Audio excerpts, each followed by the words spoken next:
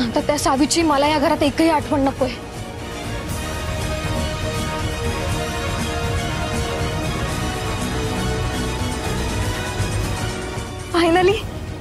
Finally आज माझं स्वप्न पूर्ण होईल। आता ही खोली लवकरच माझी आणि माझ्या धैर्यांची असेल।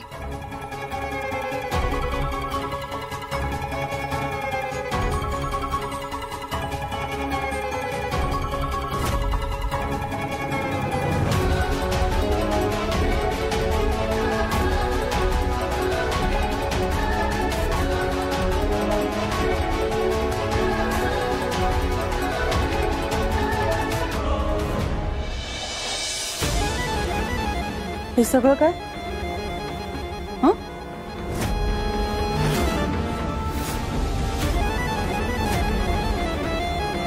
कुठं निघालीस?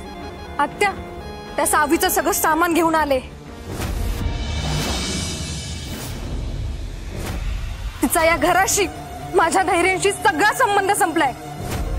त्यामुळे जशी तिला या घरात जागा नाही तशी तिच्या वस्तूंनाही नाही। खरंच आहे, पनवती तर गेलीच आहे, मग तिच्या आठवणी आणि वस्तू तरी ठेवून का उपयोग?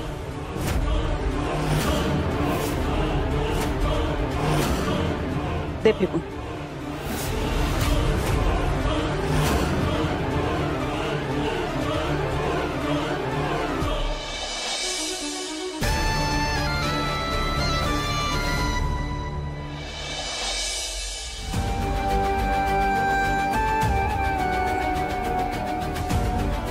खरंच माझी चूक झाली।